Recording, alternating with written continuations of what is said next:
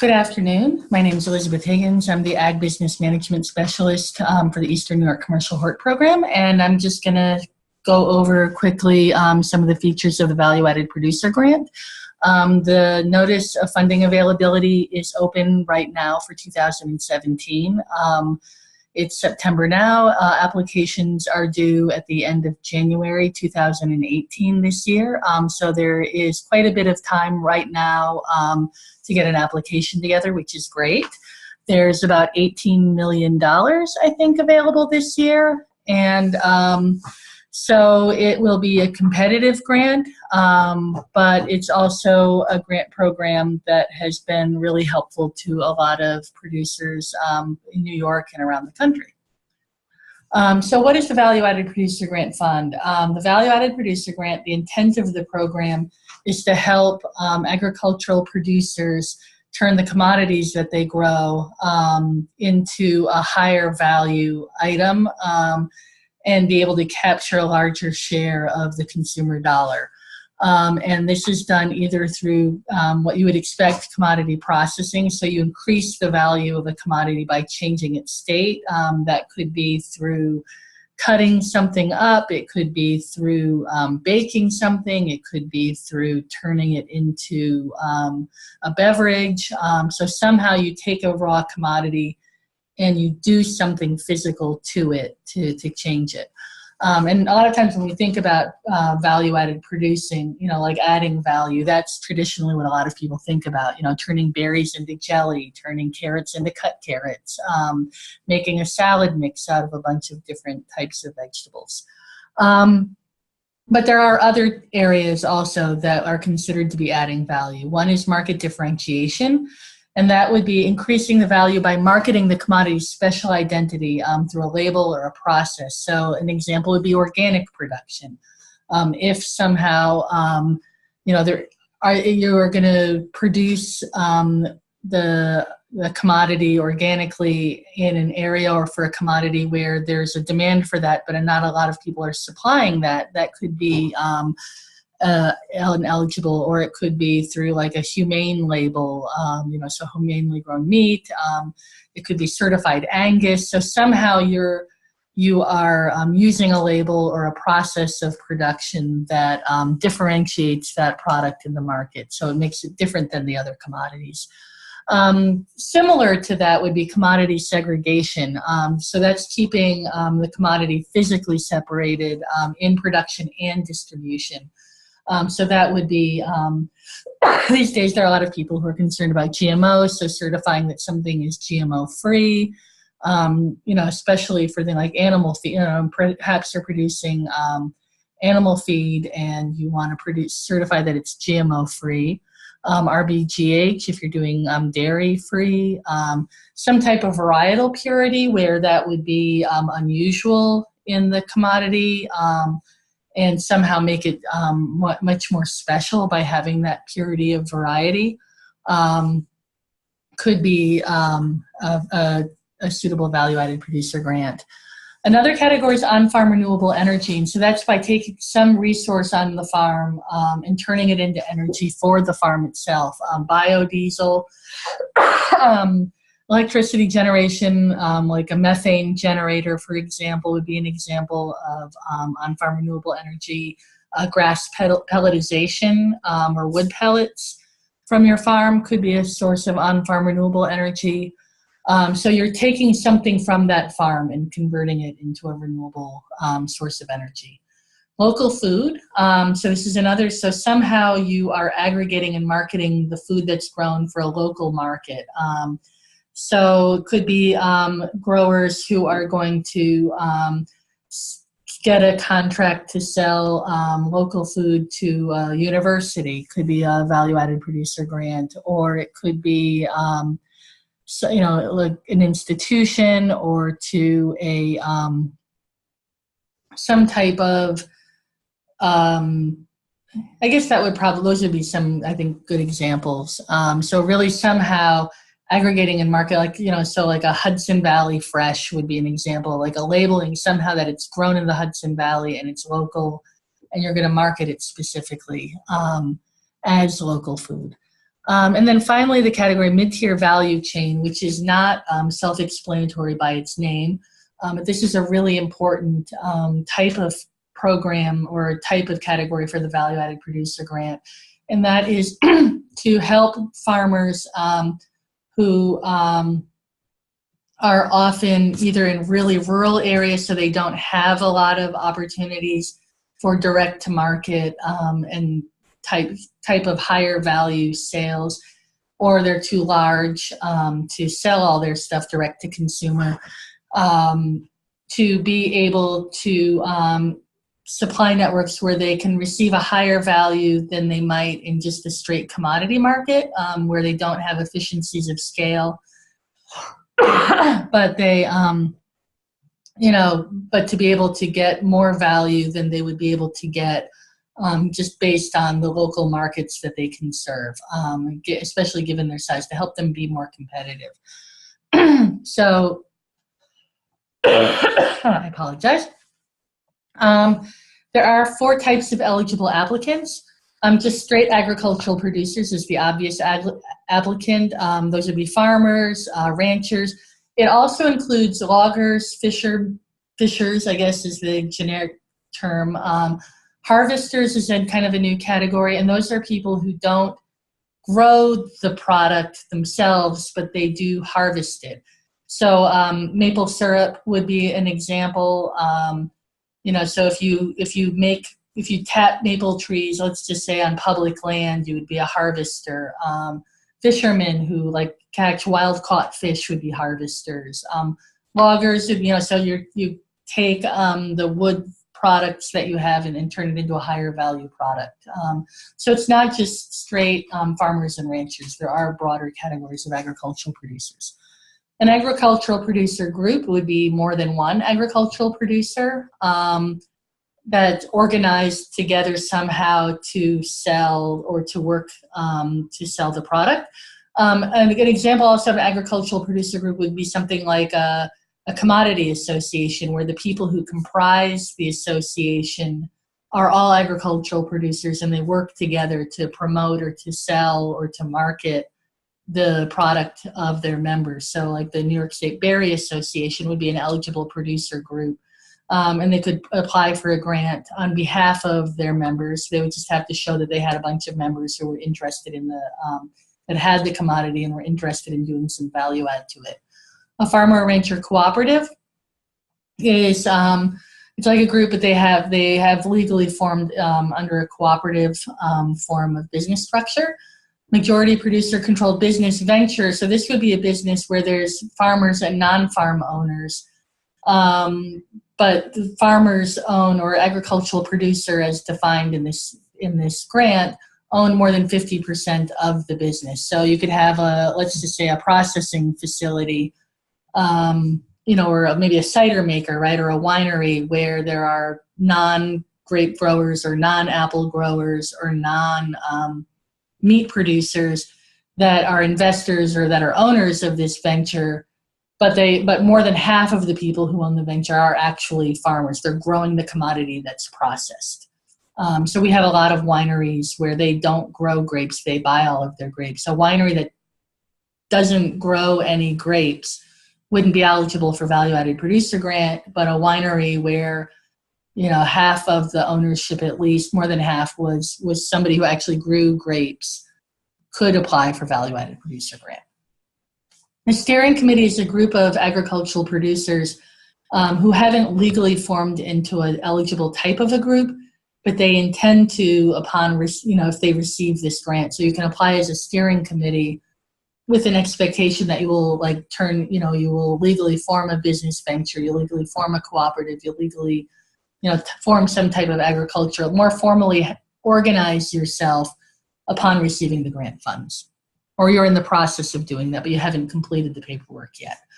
Other eligibility criteria: more than half of the commodity that's needed for the project has to be supplied by the producers who are the applicants for the grant. So if you are going to make a product or supply a particular market, and the applicants only have amongst themselves the capacity to produce 10% of the commodity needed, that would not be eligible for this grant because they would be buying in 90%. But you can buy some level of the commodity in. So let's just say you're going to cut carrots up, you're going to serve a school. You know that, you do have the ability to buy carrots in from other producers. And actually that would be an advantage because you could show that you were going to actually have more capacity by bringing other people in, as long as you have the capacity as an applicant to supply half of the commodity. You have to show that the project will increase to the customer base and revenue. This is a rural development grant. It's an economic development grant. So just because you're going to process something, if it isn't going to expand the market and it isn't going to make money, and you can't show that, then you're not likely to be a very competitive application. If you're applying as a group, you have to show that you are entering a market that you haven't served for more than 2 years. So an example would be, let's just say you're a group of producers and you've started making pasta sauce, tomato sauce, and selling it to a local college, and that's starting to be successful. And so now you want to ramp up your capacity to sell to 2 more colleges. As long as you've been doing that for less than 2 years, to selling to the first college, and you can demonstrate that it's going well and that with this grant you would have the capacity to make that expansion, that would be an eligible product. If you were selling the pasta sauce to that college for 3 years or 5 years, you would not be eligible then for a grant for expansion at that point. So this needs to be something new that you haven't done for more than 2 years. And then businesses that have majority farmer ownership. So that last category that we talked about, this majority producer controlled business venture, they can't make up more than 10% of the total value-added producer grants awarded. So those, if there are a whole lot of people in that category apply, there's going to be a cap as to how many proposals can even get funded, even if the rest of them were better than everybody else's, because there is a limit to the amount of funding available for that category. It's if it would be, I guess, if it's 18 million, it would be $1,800,000 would be the most that could be awarded in that category. Okay, so the interesting thing about value-added producer grant is there are a bunch of set-asides and there are definitely a bunch of preferences. And one of the keys to being competitive in this program, because it is a competitive grant, is to try to get as many program priority or set-aside points as you can to help sort of boost your proposal. There is a preference for small and medium-sized family farms. So if you're a farm with less than $1 million in gross annual sales, then there is up to 5 points of preference for your application. Beginning farmers, so those who've operated a farm or ranch for 10 or fewer years as an owner. So you can have farmed for years and years and years as a apprentice or as a worker or as a kid. But if you haven't, it's just as if you've actually been an owner in the farm or ranch for 10 or fewer years, you're a beginning farmer. Socially disadvantaged farmers. This is a group of farmers who either for racial, ethnic, or gender prejudice because of their identity as members of a group have been at a disadvantage. So women would be the gender prejudice. So if you're a minority farmer or a woman, you can receive up to 5 priority points for your application. Veteran farmers, so if you've served in the armed forces and you haven't operated a farm for more than 10 years, you can qualify as a veteran farmer. Farmer cooperatives can get up to 5 points. And mid-tier value chain projects can also get up to 5 points. So this is mid-tier value chain projects is the only project type category that has a program priority point value added to it. So that's something to consider as you are considering what type of a project your project is. If it falls under this, that's really an advantage. If you are applying as a group, so there's like several farmers applying, or you're applying as an association, you are eligible for the preference if more than 50% of the members of the group meet one of the preference categories. So this is, if you're applying for several of you, make sure that you survey the members of that group to find out if, like, how many are veterans, how many are women, how many are minorities, how many are beginning farmers, how many are small farmers, and to see how many of the 5, additional program priority points you might be eligible for your project. And make sure, especially for a group application where it may not be obvious, make sure that you make that really obvious in your application. There's also funding set-asides, and so 10% of project funds, up to 30%, have been set aside for specific categories of projects. So another one, again, is this mid-tier value chain project.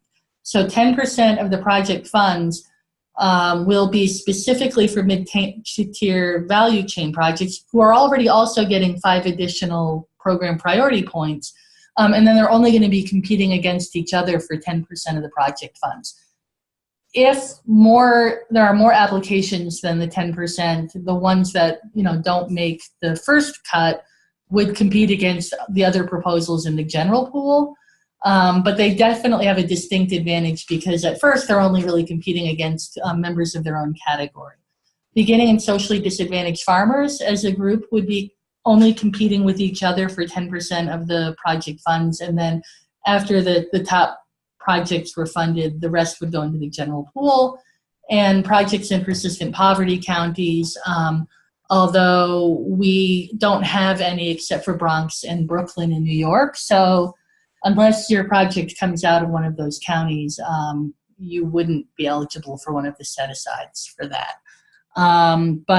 But if you're in these 2 categories of projects or category of applicant, that definitely gives you an advantage, because if there aren't a lot of applicants in that category, you're only competing against people in that category. Okay. There are 2 types of grants. You can apply for a planning grant, which is a grant to do a feasibility study or a business plan for a project that will add value to an ag commodity. And you can ask for up to $75,000 in grant funding for this type of a grant. So if you really are looking to put in like a processing facility or some larger scale project where you're going to be going after a multitude of different types of funding, and you really need to have a solid feasibility study or a solid business plan, then a planning grant can really be right for you. Working capital grants are very popular, as you can imagine, because they are grants for this funds needed to carry out a value-added project. But one key thing is that they do not cover fixed equipment, land, or buildings. So a lot of people, their real need is equipment, land, and buildings, and you can't use the working capital grant for that. You're going to need to either fund that some other way.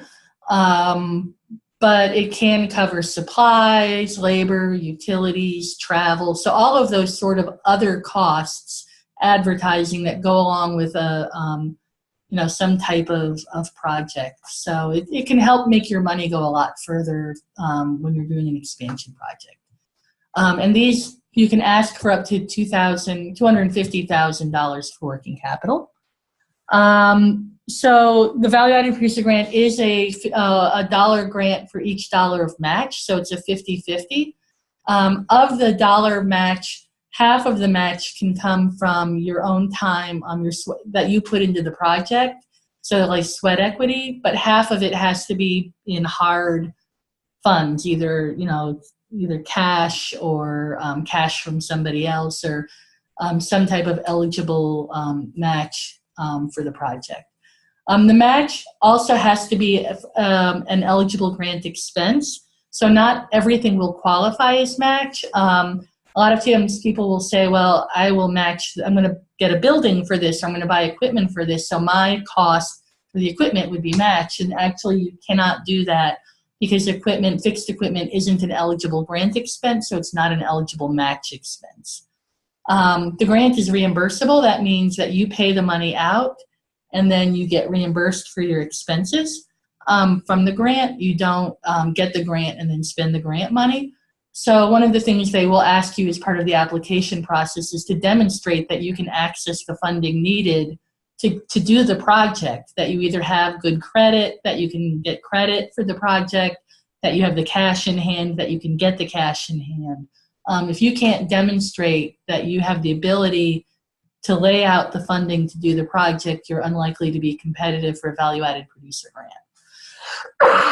The other thing that is something to think about is that working capital projects that are requesting less than $50,000 have a simplified application, and they don't need a feasibility study or really heavy-duty business plan. And so this is really a big deal, because once you get over that 50,000 threshold, or you get projects that are more complicated, it's going to ramp up quickly as to what USDA rural development is going to require as far as documentation that the project is feasible. So if you are a grower or a group of growers and you don't need a lot of money, the project is much less onerous if you're asking for fewer funds than if you're asking for more funds.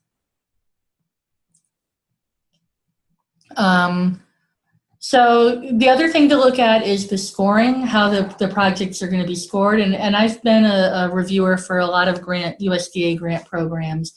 And I can tell you that reviewers, you know, when they are scoring proposals, they are scoring them against a pretty fixed rubric, where, you know, so they're going to have a specific category with specific criteria to look at, and then how many points, you know, does the grant meet in that set of criteria.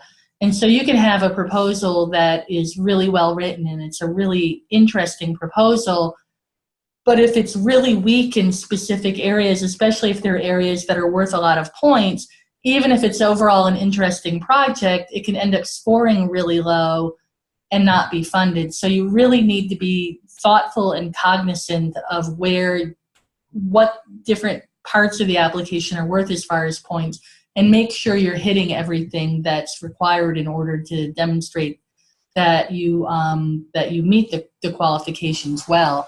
So the first one that's worth 30 points, and which is the most total points, is what you're going to do. And what they're going to be looking at for your project is, can it be sustained in the absence of grant funding? Because what they're looking for is to really jumpstart a good idea. They're not looking for a project that's going to need grant funding in perpetuity to keep going. So if it's, you know, let's just say we talked earlier about processing tomatoes into tomato sauce. If the only way that's economically viable is if somebody's, you know, giving you grants for half the cost, that's unlikely to be a project that will be sustainable in the long run and would probably not score well in this section. So they're really going to be looking at, is it sustainable? Is there going to be an increase in revenue from the project? But also in the future, is it likely to provide good revenue? Is it going to really likely to expand the customer base? So they're going to be looking to, you know, have you identified customers? Have you demonstrated interest in this product? Have you really thought through, you know, that it's sustainable, that there's enough demand? Is it feasible? Can it be done? So that's really important. So then they're going to look at the qualifications of the project personnel. So they're going to look to see that if you have people on the team who know what they're doing. So an example, in our area, a lot of people are really interested in hard cider and hard cider production.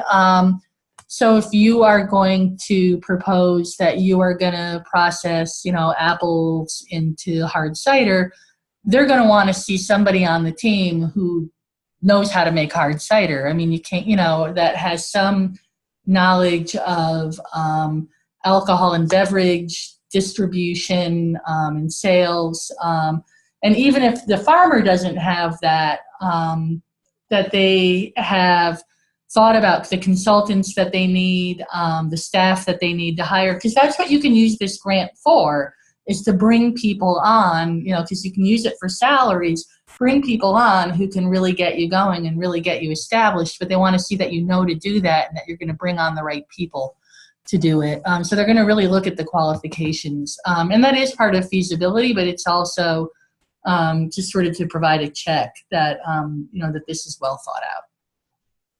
Commitments and support. So, you know, having letters from buyers saying that, yes, you know, this is a product that we want. Yes, we've worked with these growers before and they are really reliable. You know, third party, you know, that you have people who are going to put money into this project, that you have producers that are interested in this project.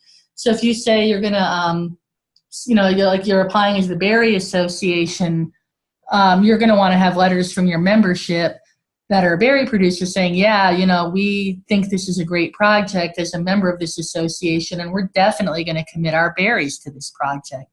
So you want to make sure that that you have the commitment, you demonstrate the commitment that you'll need. They're going to look at your work plan and budget to make sure that it's reasonable and that it's feasible.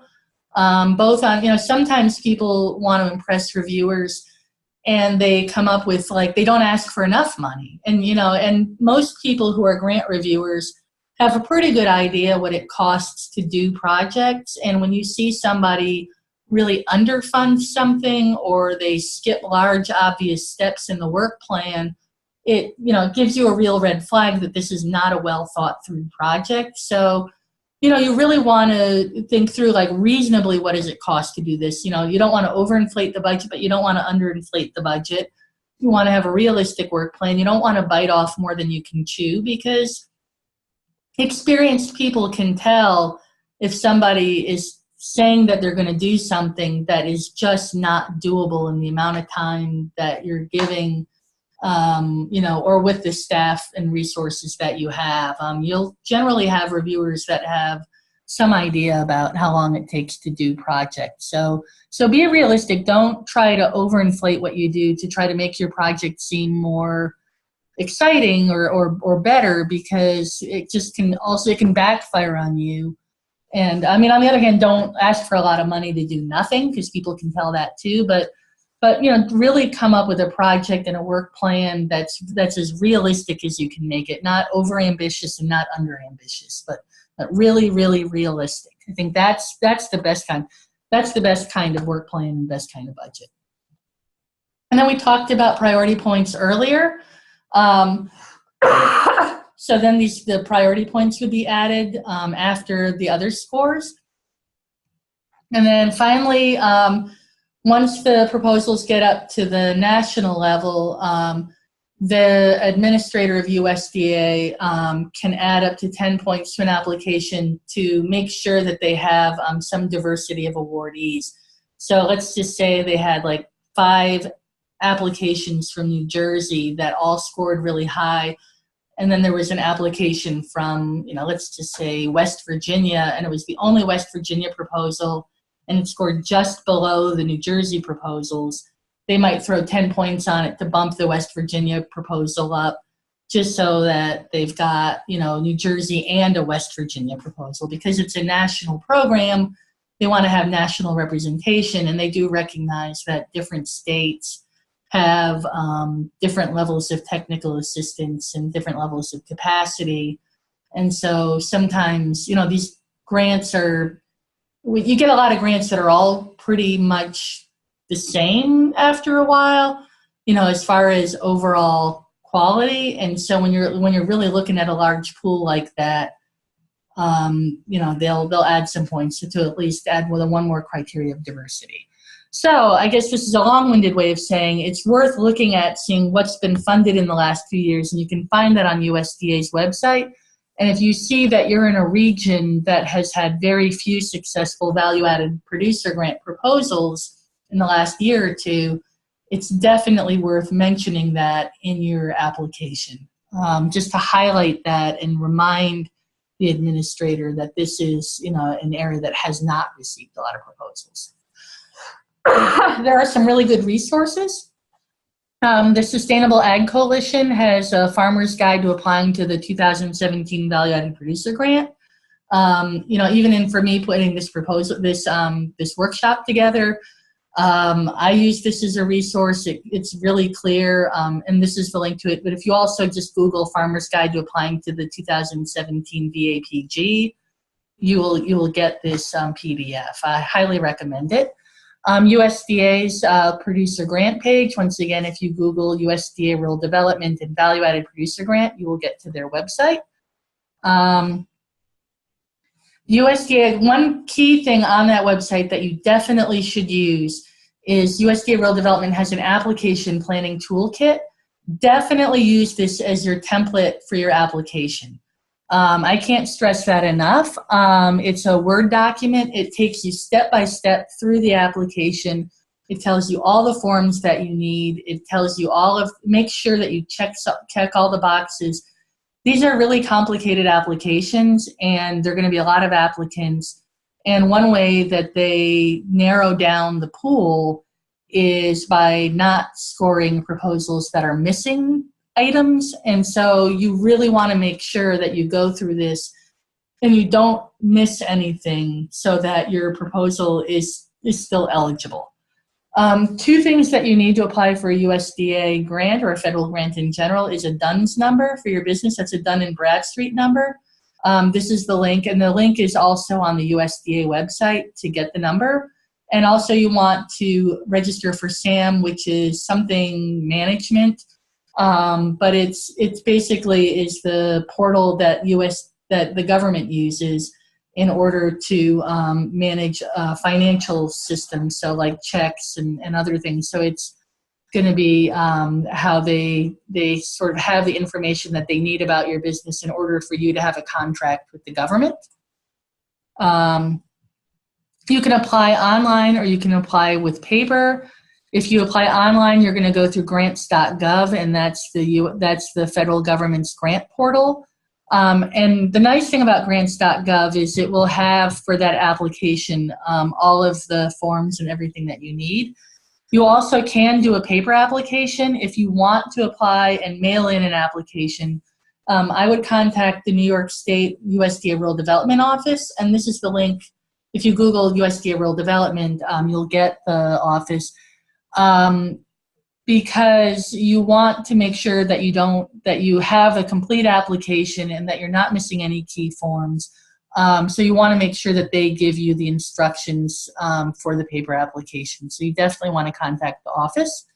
The other reason to contact the office is there is an option with this proposal to send it to the state office for a preliminary review and comment.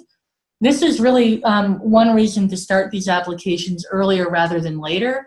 I have found that USDA Rural Development, they like to know and have some connection to a lot of the projects that they fund.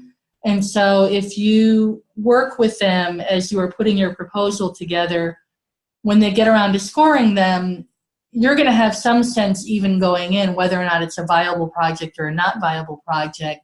And they'll help you make it as viable a project as it can be. They can't help you after the application deadline, but they can help you before the application deadline.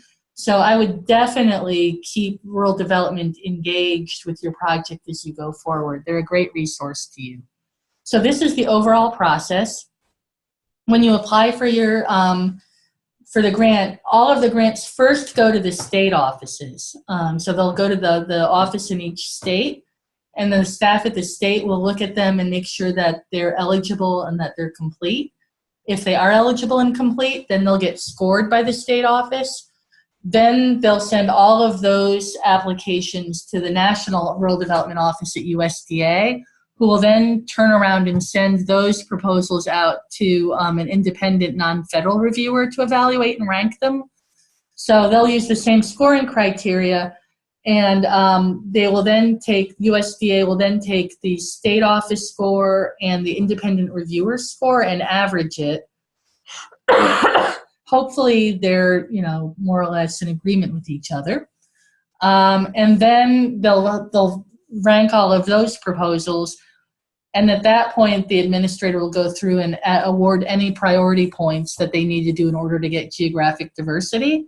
And first they'll add priority points to the average score, and then they'll add the priority points for geographic diversity. So those 10 points really can make a critical difference. So if you're, so that's, just be aware that, you may be, once they get down to like ranking them, there's probably not going to be huge differences between, the top proposal and the next couple of proposals down. So any like priority point or administrator priority point you can get is definitely to your advantage. They think that the awards will be announced around the end of May. So if your application comes in at the end of January, there's going to be like a 3 to 4 month period before you're likely to even hear whether or not you've been awarded or not. There's not, this is definitely a process, so it'll take a while. And then once you hear about the award, the next step after that would be, if you are awarded, you'll then go into a contract process with USDA Rural Development. So that can also take, another several months to get all of the contracts in order. Usually once you've received the award, you can start expending funds, but you would want to, follow the directions that you're given by USDA for that. So other tips, definitely think about your potential project through the lens of score maximization and the set-asides that are allowed. So, that may influence who you bring on as partners, on which farms you work with. It's something to think about, because this is a really competitive program. So let's just say you're not a beginning farmer, but, you work with, you're friends with some other beginning farmers and you want to apply as a group. As long as there's more beginning farmers than experienced farmers in the group, that's 5 points for your group. So definitely, think about that. Mid-tier value chain, I can't stress this enough. That's a category both with priority points and with a set-aside. So that's an advantage. Oh, and beginning farmers is a set-aside.